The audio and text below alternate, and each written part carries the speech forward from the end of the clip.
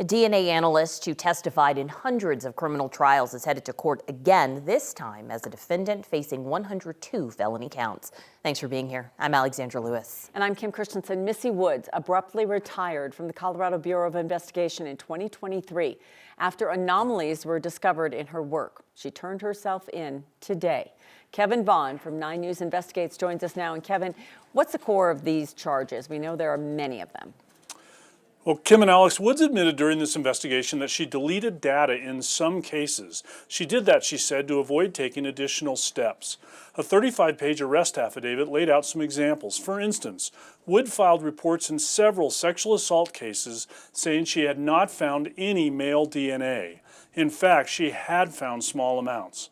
That's at the core of the first charge she faces, cybercrime.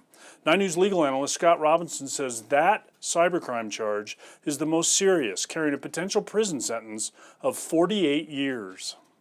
Its primary focus was on interruption, obviously, of internet and communication. But the reality is that it does apply to data on a computer system, and altering data is exactly what Missy Woods is accused of committing. Woods is being held in the Jefferson County Jail on a $50,000 cash bail. She's expected to make her first appearance in court tomorrow morning. Live in the studio, Kevin Vaughn, 9 News. You know, we've been talking about this for so long, Kevin. I think the question everybody wondered is why? Why did she do that? Why did she skip over things like this? The implication on some of this stuff is that she thought the samples that she deleted were so small, further testing wouldn't bear any fruit.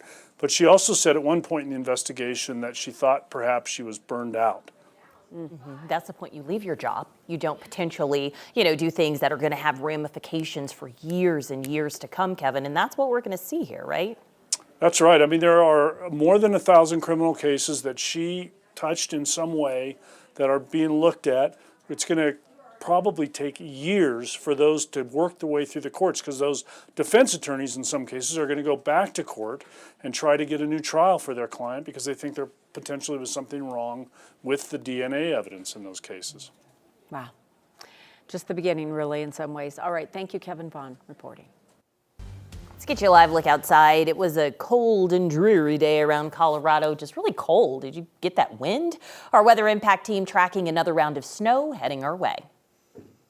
Hi there. We have a chilly, windy afternoon. We had a mix of clouds and sunshine today as the first of 2 weather disturbances crossing northern Colorado has created some really windy conditions and ground blizzard conditions with periodic road closures. And we expect that tonight and again tomorrow as the second weather system will cross the state. So a very active weather pattern on the heels of that Arctic surge, that Arctic outbreak that lasted 4 days. Temperatures are still in the 20s this hour, but that wind out of the northwest certainly makes it feel colder. And there are a few snow showers showing up across northeastern Colorado as well.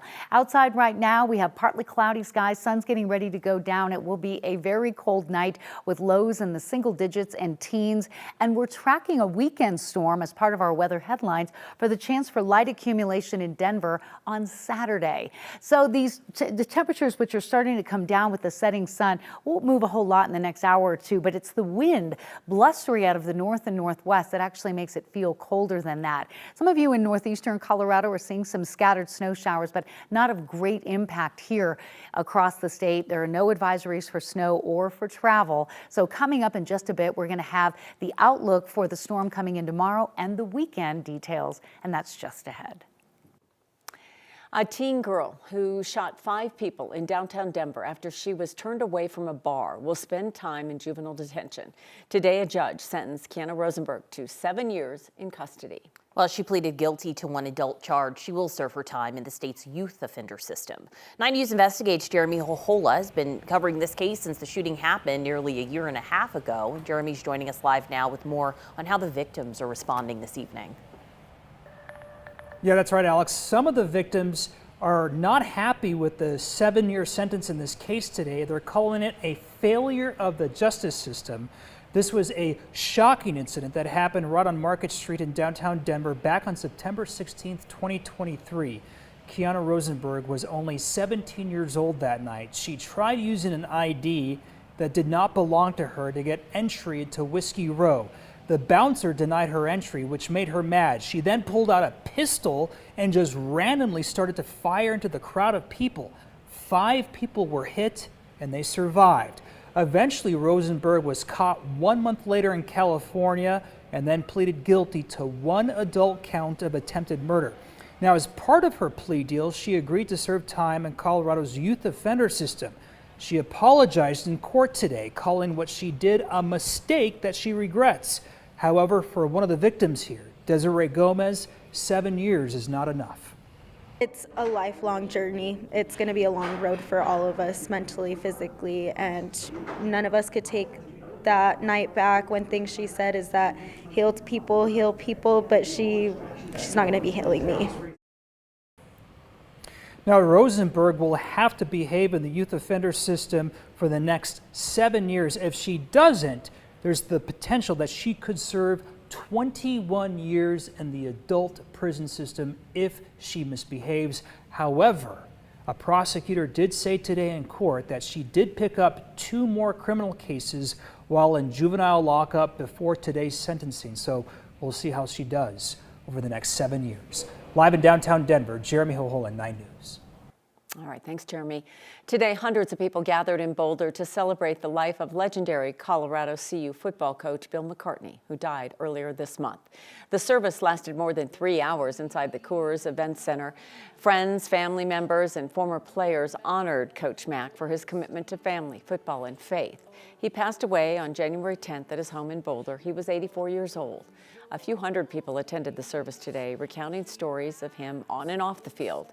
Coach Mack was the head coach in the golden age of Colorado football. Not many people could have predicted his career and what it would turn out, but he said family, and he always had faith. Dad was a dreamer. He used to say, big dreams create the magic that stirs men's souls to greatness. When he was hired in 1982, no one ever thought Colorado could win a national championship. In 1991, no one ever thought the greatest spiritual movement of our generation would originate in Boulder, Colorado. But my dad saw what others couldn't. He believed in the impossible, and his dreams became a beacon of hope and transformation. We have much more on the coverage of today's memorial coming up in sports. 9 News reporter John Treach will join us from the CU Event Center. The Avs are getting ready to host the Winnipeg Jets tonight at Ball Arena, and you can watch it all on KTVD Channel 20 starting today. That includes DirecTV Stream users. This is part of a new deal announced just this morning. KTVD will now be carried on DirecTV Stream. 9 News has you covered with the Avs tonight. We've got pregame coverage kicking off at 7 p.m. And coming up in sports, our Scotty Gange will join us live from Ball Arena to share more on the matchup against the Jets.